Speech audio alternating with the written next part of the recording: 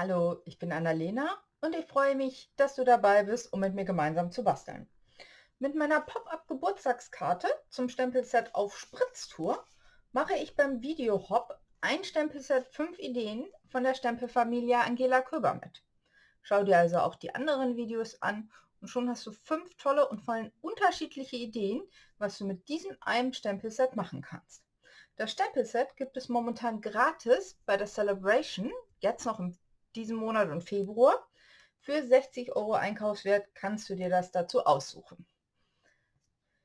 Ja, ich würde sagen, dann fangen wir auch mal direkt mit dem Basteln an. Die Idee für die Pop-up-Geburtstagskarte, ihr seht das, so, flupp, geht auf, kann man hinstellen. Also die Idee dafür habe ich von dieser Stamp Studio. Da die Anleitung aber in Inch ist und ich weiß, dass viele so wie ich lieber in Zentimeter basteln, habe ich die Maße mal in Zentimetergrößen umgerechnet und angepasst, damit man da nicht so krumme Zahlen hat. So. Dann gehen wir einmal das Papier durch. Die Maße dafür findest du auch unten in der Beschreibung und auf meinem Blog, dass du das gut nachschauen kannst. Also für die Grundkarte habe ich verwendet Farbkarton in 10,5 x 27 cm. Für den Einleger ein Stück in 20 x 20 in Farbkarton Blutorange. Einen kleinen Aufleger für vorne, jetzt habe ich die Karte wieder weggelegt, so, hier, in 2,5 x 10 und für innen nochmal ein Stück in Vanille in 9,5 x 9,5. Dann habe ich das Designerpapier für Sportfans verwendet. Dachte ich anfangs, ja, ist jetzt nicht so meins, aber als ich es mir dann gekauft habe, war ich total begeistert, muss ich ganz ehrlich sagen. Hat ziemlich coole Sachen. Ihr seht, ich habe schon vorgearbeitet. Davon braucht ihr 3 Stück in den Maßen 9,5 x 9,5, wovon 1 gleich diagonal halbiert wird. Und für vorne, für die Auflage, noch ein kleines Stück in 2 x 9,5 cm. Das ist so, was wir am Papier benötigen. Also, dann fangen wir doch mal an. Die Grundkarte. 10,5 x 27 cm. Mal ein bisschen Platz schaffen hier. Falzen wir bei 10,5 hinlegen. So. Falzen, nicht schneiden. Bei 10,5. Bei 13,5 und bei 16,5. Das ist Gott sei Dank ein Maß, was man hier drauf gut lesen kann. So. Ja, also bei 10,5, bei 13,5 und bei 16,5. Dann falzen wir den anderen Farbkarton auch.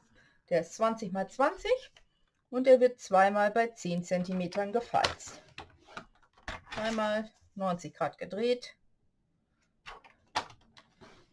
So. Und hier schneiden wir jetzt hier oben das obere Quadrat raus. Hier ist eine kleine Linie dran, da kann man also genau hier auf diese Linie drauf. 1 lege ich hier wieder mir bei 10 an. Ich weiß, wo das war. Gucke, wo meine Linien sind. So. Das Stück brauchen wir gleich auch noch. Nicht wegtun.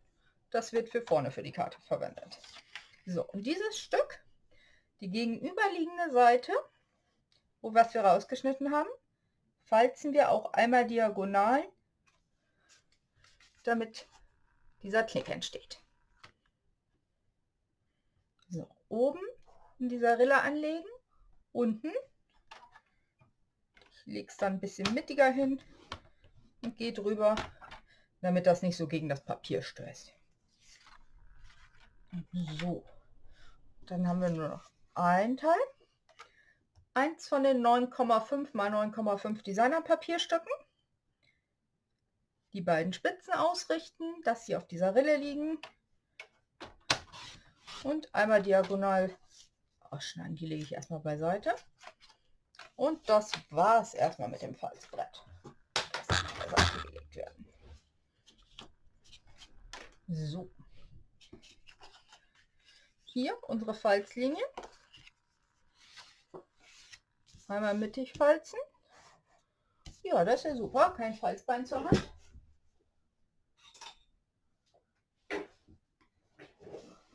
So, jetzt aber. Einmal mittig falten. Und die beiden äußeren Falzlinien sozusagen nach außen falzen.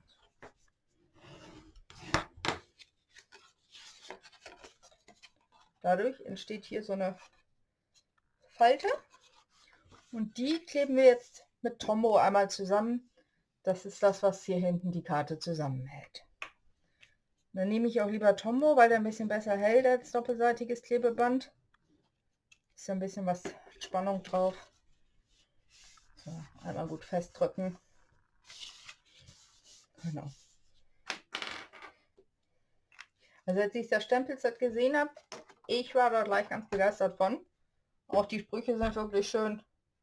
Mit jedem Jahr wertvoller, finde ich echt klasse. Habe auch schon schöne Sachen mit gesehen und auch schon ganz viele Sachen mit selber gemacht. Für Hochzeitskarten. Ganz schön. So. Das war unser Grundelement. Das hier falzen wir jetzt auch. Einmal die beiden Außenkanten hier.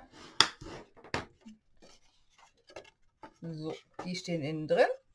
Das heißt, wir wollen diese Kante, diese Ecke nach oben haben.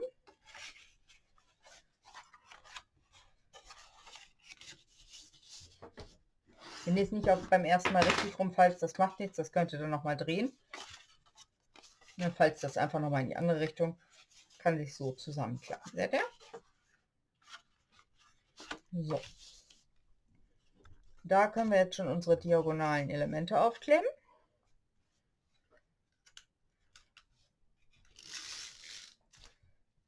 So. Ja, wenn der Kleber nicht leer wäre, also das ist wirklich gut vorbereitet hier heute von mir. Dann nehmen wir doppelseitiges Klebeband, geht genauso gut. Weil habe ich alles andere schon so ein bisschen vorbereitet gehabt. Aber egal, Papier, ist okay. So. Ich finde die Karte ganz schön, weil sie einfach dreidimensional ist. Wenn man sie hinstellen kann, sie halt so einen Überraschungseffekt quasi innen drin hat, was da wohl bei rauskommt. So. Und sie ist wirklich schnell gemacht. Das liebe ich ja. Wisst ihr? Vorzuge Ideen, die schnell gehen und trotzdem noch was aussehen. So, das hier aufkleben, gucken, die ist insgesamt 0,5 cm kleiner. Das heißt, man guckt, dass man die nicht ganz an die Kante setzt, weder an die noch an eine der anderen, sondern schön mittig.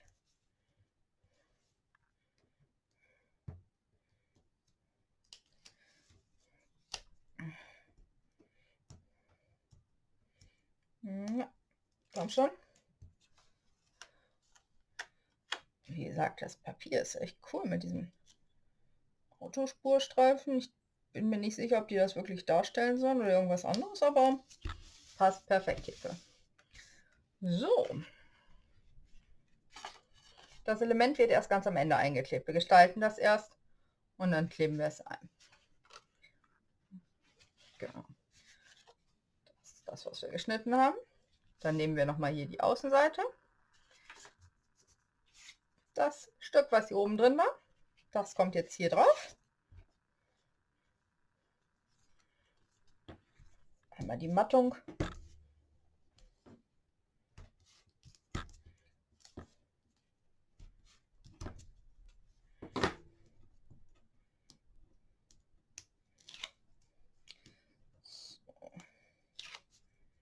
Ist ein bisschen ungewohnt für mich. Normal arbeite ich gar nicht so mit so ganz knalligen Farben, aber ich fand hier passt das Schwarz und das Rot sehr schön. Das Blut. So, eine Mattung. Irgendwo hier. Ich habe es euch ja schon gezeigt.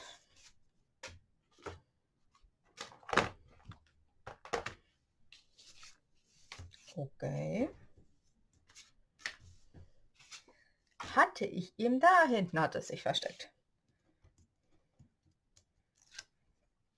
Kennt ihr das? Irgendwas auf dem Schreibtisch geht immer verloren. Ich verliere grundsätzlich den Kleber unter irgendwelchen Elementen. Falzbein verschwindet auch sehr gerne. Davon habe ich auch inzwischen mehrere, falls mal wieder eins verschwindet. Irgendwann tauchen sie dann wieder auf. Meistens, wenn ich den Schreibtisch aufräume.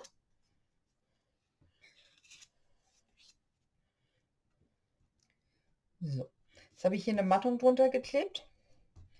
Einfach damit das so ein bisschen sich noch abhebt von dem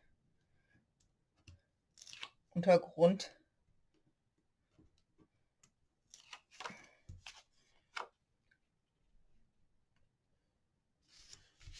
Einmal die Reifenspuren. Oh, sag mal, was ist das denn hier heute? So.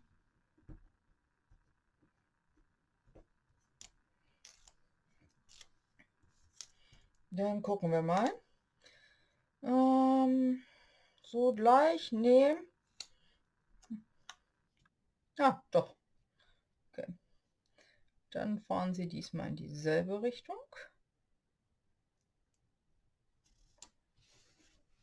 Ihr seht den Unterschied. Ja, hat beides was. Geht beides schön. So, und hier habe ich mein Auto drauf gesetzt. Wir kolorieren das gleich innen drin nochmal, aber ich wollte euch das ersparen, dass ihr mit mir hier zuguckt, mit mir kolorieren und ausschneiden. Ausschneiden dauert immer ein bisschen. Ich habe das also einfach auf ein Stück Vanille mit Memento gestempelt und dann mit den Blends auskoloriert. So, und das klebe ich jetzt mit den Dimensionals vorne drauf. Jetzt. Ihr seht, ich habe hier noch so ein Reststück, aber da die Seitenelemente ja auch immer toll kleben, ich bin der Meinung, die kann man auch super verwenden. Da muss nichts umkommen. Und sie kleben ja genauso wie alles andere. Und dann haben wir gleich die Vorderseite. Vergesst es, was ich gesagt habe. Wir legen das Auto nochmal beiseite und kleben es am Ende drauf. Ja. Innenelement. Oh Mann, ey. Nicht mein Tag. Falls ihr seltsame Geräusche im Hintergrund hört, das ist der Sturm draußen. So. Wir möchten, dass die Karte so aufklappt. Dieses Element und dieses Element müssen wir noch gestalten. Das kommt hier so rauf, wenn wir uns ja so hochkant haben. Und da stempel ich jetzt einmal den Spruch drauf. Schönen Geburtstag hier aus dem Set Kreative Tage. Und zwar freundlich in schwarz. Mal testen, jo. Wenn das nicht auf Anhieb gelingt, wenn das verwaschen ist oder irgendwas, es ist überhaupt nicht schlimm, dann macht ihr da einfach ein schönes Element drüber, stempelt es da drauf und klebt es drauf. Überhaupt kein Thema, vielleicht in Blutorange, aber ich sag mal, bei mir gerade hat es zum Glück funktioniert. Einmal den Stempel gereinigt. Gut. Das kleben wir auch gleich auf, damit es unter den Fingern weg ist.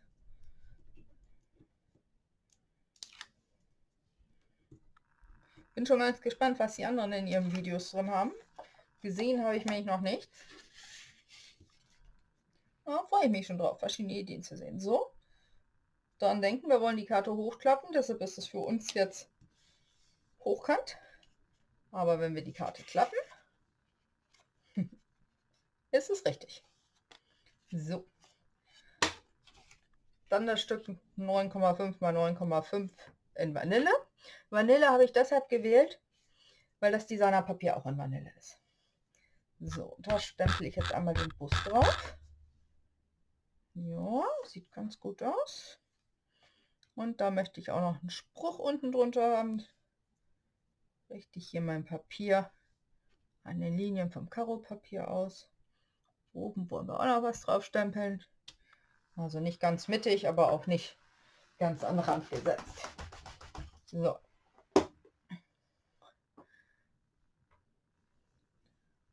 Einmal den Bus. Und ganz toll finde ich diesen Spruch, mit jedem Jahr wertvoller. Das ist bei so einem Bulli ja auch wirklich der Fall. Wir gucken mal. Ja. Memento und ich haben momentan leichte Probleme, aber jo.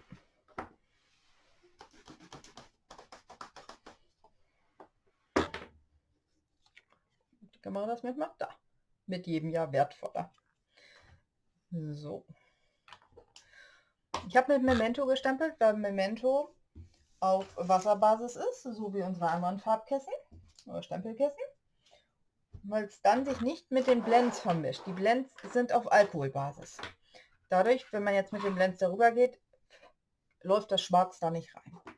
So, wir kolorieren den einmal ganz schnell hier. Da habe ich auch ganz ehrlich beim Kolorieren nicht, dass ich irgendwie mit irgendwelchen Koloriertechniken, dass man das verblendet arbeitet, weil ich finde, dafür ist das Motiv einfach gar nicht groß genug. Kann man machen, aber jetzt für diesen Fall reicht es mir, wenn ich die einfach so ein bisschen koloriere. So. Dafür habe ich genommen wieder Blutorange als Farbe, Olivgrün und Osterglocke. Wird ein sehr bunter Bus, sehe ich. Aber das ist okay. Oh.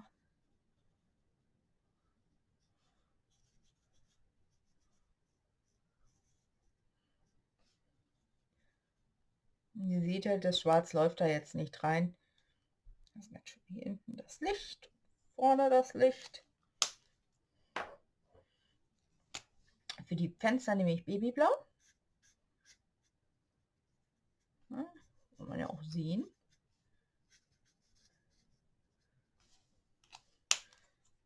Und für die Reifen habe ich mich für Schiefergrau entschieden. Das Schöne an den Blends ist, dass es das immer in einem hellen und einem dunklen Farbton gibt. Und dass ich meine Reifen jetzt hier auch zweifarbig in einem Farbton sozusagen gestalten kann. So, das ist jetzt Hellschiefer.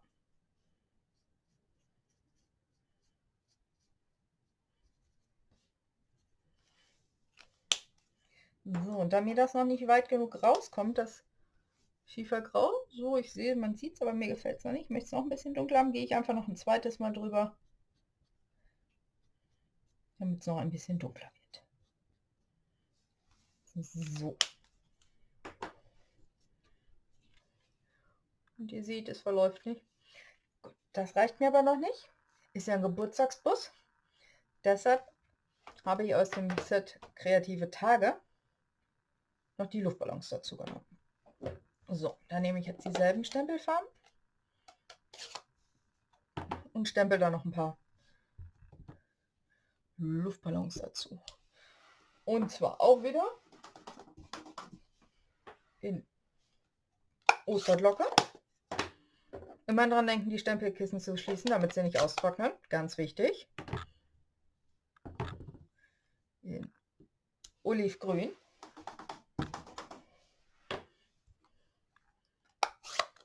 Und schön den Stempel zwischendurch putzen, damit keine Farbe in das fremde Farbe in ein Farbkissen reinkommt. Und im Blutorange möchte ich auch noch welche hinten dran haben. So. Damit die jetzt nicht so einsam durch die Gegend wehen, nehme ich von dem Stempelset hier diese Linien und befestige damit die Luftballons am Bus. Einer. Oh, der hier fliegt schon ganz schön, der ist schon ein bisschen unterwegs.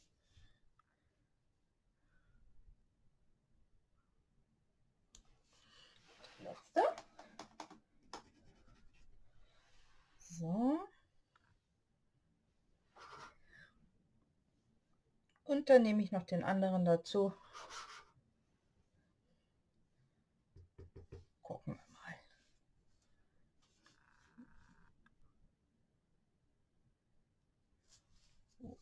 wickeln. So, vielleicht können wir ja... Ah, doch, der eine grüne fliegt immer noch weg.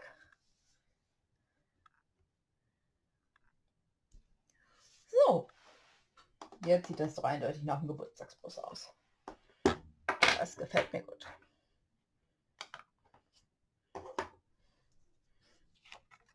Das wird jetzt auch in unsere Karte reingeklebt. Ha, guck mal, jetzt habe ich was vergessen. Ihr seht, das ist die Rückseite. Und normalerweise benutze ich mich einfach so eine Pappunterlage. Kriegt man ja immer mit einem Farbkarton mit oder so. Damit sich das nicht irgendwie auf den Tisch oder wenn man auf einer Tischdecke arbeitet, durchdrückt. Hier sieht man es ausnahmsweise nicht, aber es ist wirklich sicherer.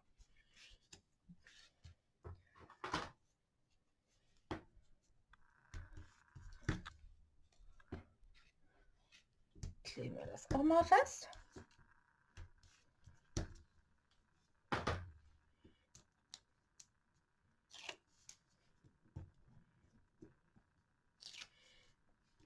Ihr könnt natürlich auch die Innenseiten anders gestalten. Ihr sagt, ich möchte mehr gestempelt haben, überhaupt kein Thema. Oh, mir gefiel das hier so ganz gut. So, damit ist das Innenleben fertig. Dann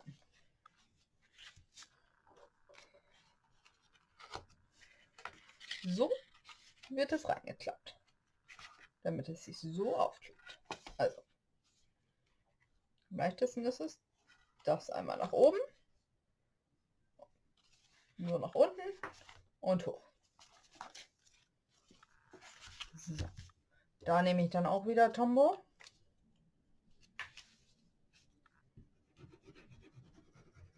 Also Flüssigkleber.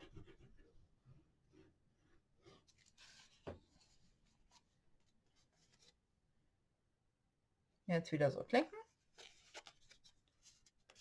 Und dann gucken, dass man das hier schön mittig aufsetzt. Auch wieder, dass das auch halbwegs vorne ist. So. Oh, sieht ganz gut aus. So, das ist der erste Teil. Schön festhalten, sonst wieder zuklappen, wenn es aufgeklappt ist. Und dann die Rückseite hier.